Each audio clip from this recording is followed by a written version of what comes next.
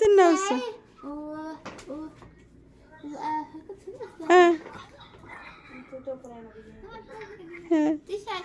በትናውስ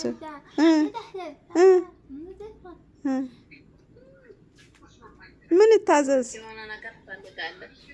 አዎ ማሬ የሆነ ነገርማ ተፈልጓል።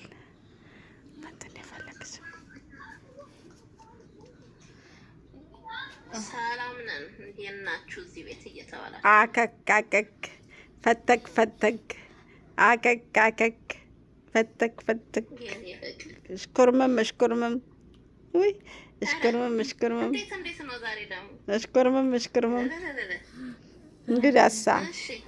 እንግዳሳ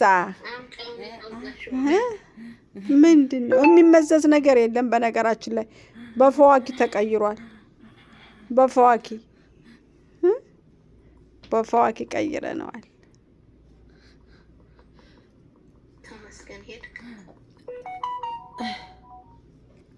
ስፔሲፊካሊ ከመጣህና ካወራኝ እኔ ሴቶቹን በተደጋጋሚ በአደባባይ በግልጽ ቋንቋ የማወራው ሴቶቹ ፋይናንሻሊ ኢምፓወርድ መሆን አለባቸው፣ ካፓሲቴትድ መሆን አለባቸው እያምናለሁ። አቅም ይኑራቸው።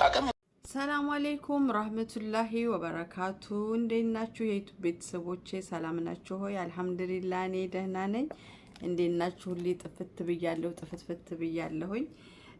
ዛሬ እንግዲህ ያው በአዲስ ነገር መጥቻለሁ። ቪዲዮ መስራት ያቆምኩት አካውንቴን እየቀየርኩ ነበረ። ከኢትዮጵያ ወደ ሳውዲ አረቢያ ለማዞር ፕሮሰስ ጀምሬ ስለነበረ ቪዲዮ ብዙ መስራት ሞራሉም አልነበረኝም ማለት ነው።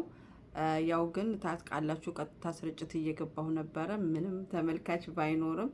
ዛሬ ግን ተመልሼ መጥቻለሁኝ በአዲስ ነገር ማለት ነው። እንደተለመደው ላይክ ሼር በማድረግ እንደምትተባበሩኝ ተስፋ አደርጋለሁ።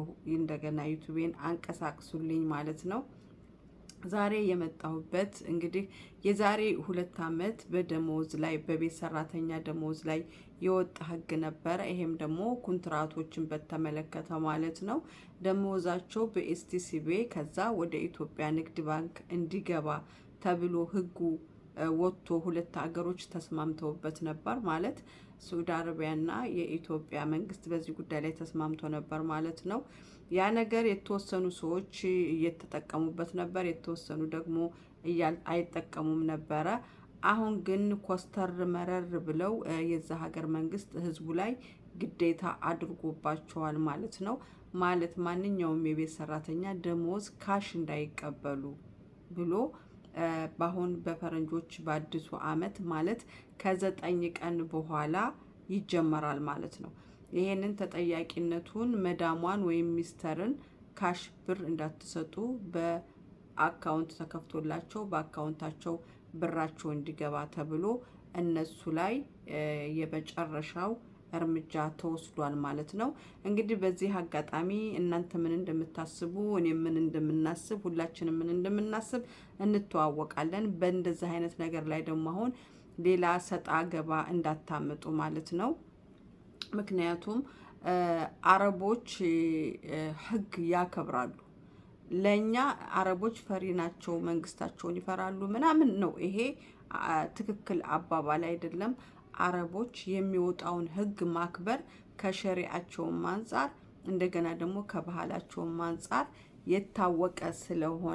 የታወቀ ስለሆነ እነሱ አሁን የቀራቸው በቀናት ተቆጥረው 9 ቀኖች ናቸው ማለት ነው። ከ9 ቀን በኋላ ማንኛውም መዳም ለሰራተኞቻቸው ደሞዝ ሲከፍሉ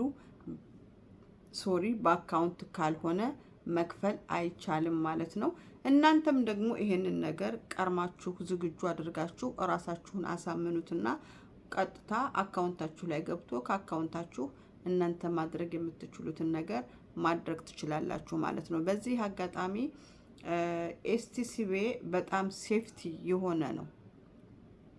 አሁን እኛ ችግሩ የእንግሊዘኛ ያለማንበብ አረበኛው ያለማንበብ ሲስተሙ ምናምን ነው እንጂ ከሌሎች ባንኮች የኤስቲሲቢ በጣም ቆንጆ ነው። እንደገና ደግሞ ኢትዮጵያ ለመላክም ይሁን የትም ሀገር ለመላክም ይሁን በጣም ይመቻል ማለት ነው።